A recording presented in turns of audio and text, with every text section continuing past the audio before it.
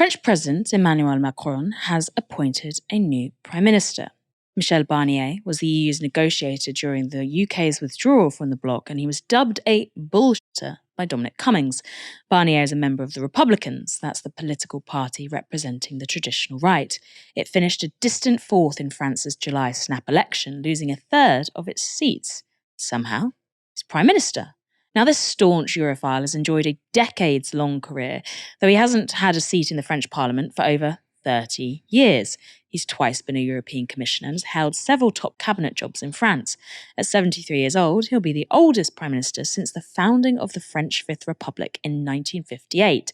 He also may become one of the shortest lived because he's likely to face an almost immediate no-confidence vote from Parliament brought by the left-wing New Popular Front. They're currently the largest bloc in the National Assembly. But Barnier's appointment brings to an end 2 months of political deadlock in the country. In July's election, the left-wing parties saved the country from a majority far-right parliament. But Macron has repeatedly ignored the results of that election and blocked them from forming a left-wing government, saying it would threaten institutional stability. Now, instead, he has bypassed democracy and appointed a political figure who previously pledged to stop non-European immigration to France and objected to the European Court of Human Rights. Responding to Barnier's appointment, left leader Jean-Luc Mélenchon said this: "The president has just decided to officially deny the result of the legislative elections that he himself had called. It is not the New Popular Front which came out on top in the election that will have the Prime Minister. The election was therefore stolen from the French people. The message was denied." The far-right National Rally made substantial gains in July's snap election. They responded a bit more cautiously. Parliamentary Party leader and former presidential candidate Marine Le Pen said this: "The National Rally will not participate in a government of any kind whatsoever of Mr. Barnier's. For the rest, that is to say on the fundamental issues, we are waiting to see what Mr. Barnier's general policy speeches and the way in which he leads the compromises that will be necessary on the budget." I'm now joined by Ollie Haynes, a freelance journalist covering French politics. Ollie, hello. Let's kick off. Why has Macron chosen Barnier over any other candidate? So, to just recap what's happened, Macron's bloc did not do very well in the European elections. Macron dissolved the parliament in order to call a parliamentary election. He lost that. And then the left are the largest party, but there are three blocs. There has then been an intense period of wrangling in which the left has put forward a candidate, Lucie Castex, but Macron has met with figures from every other party to try and find a PM, because he really, really does not want to appoint Lucie Castex on the New Popular Front's programme. He has picked Barnier because Barnier is pretty right-wing. And throughout the entire period of this wrangling, the Olympics truce, Macron negotiating and trying to find a way out of the bind that he placed himself in, he has had one thing on his mind, really. Firstly, that he will not relinquish, two things on his mind. Firstly, that he does not relinquish control to any significant degree. And secondly, that the economic programme of the New Popular Front is not implemented. He has passed several reforms over the last few years, be they austerity measures to cut unemployment insurance, make it more difficult to access, a series of privatizations, and the flagship measure of his presidency, the pension reform.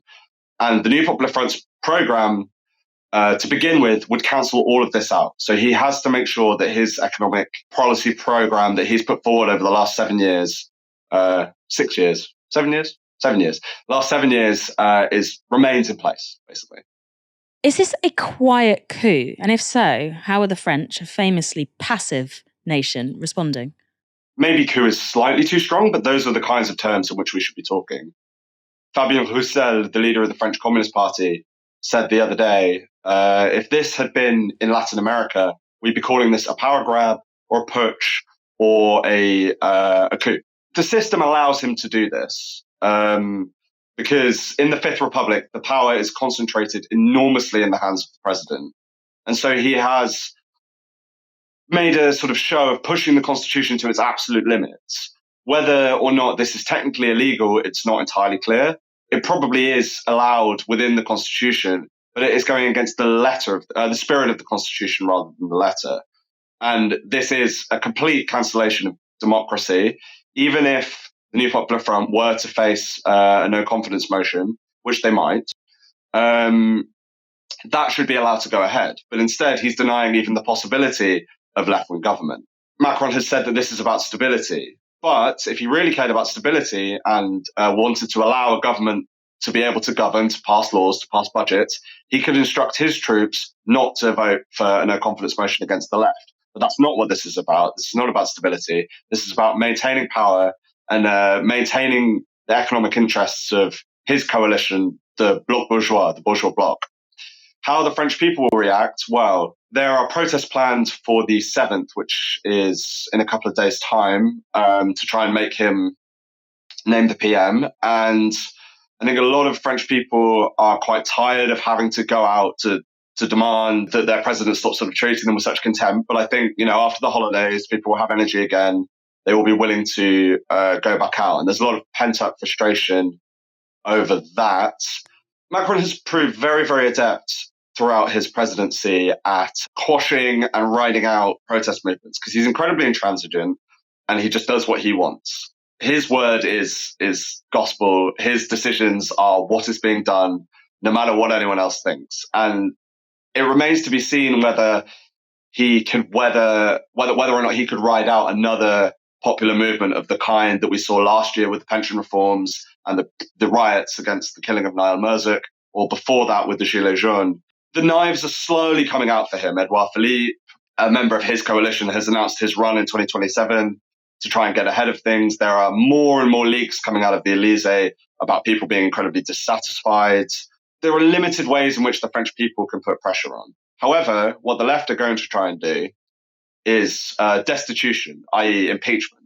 So La France Insoumise, led by Jean-Luc Mélenchon, who you quoted earlier, have put forward this move to try and impeach Macron. So far, the other parties of the left have not said whether they will join it, but I think they will have to be pulled into joining it.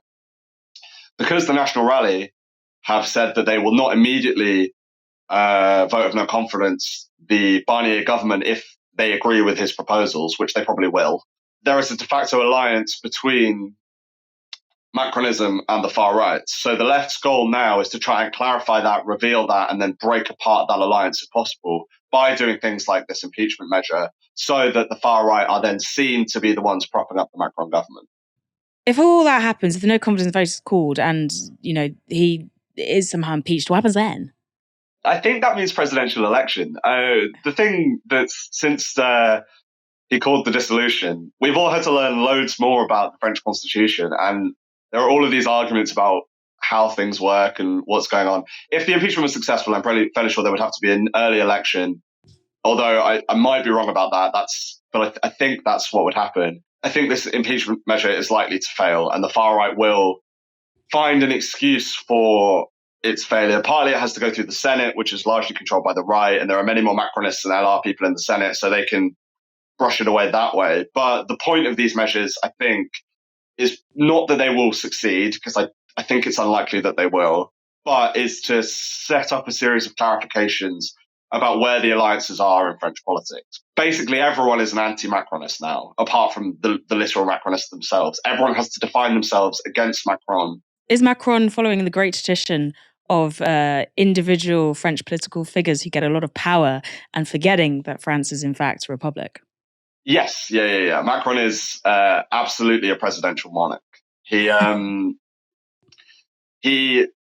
even said, I think, a couple of years ago that without a monarchy, France has a yearning for a king, but they don't know how to express it. So he's a sort of firm believer in this idea of incarnating the French Republic, of power being located in his hands, that when he was elected president, he was elected to carry out a task and he will carry it out no matter what anyone says.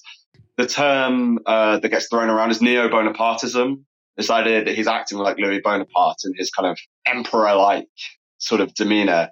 And it really can't be stressed enough how much power he has and how few people make decisions in France.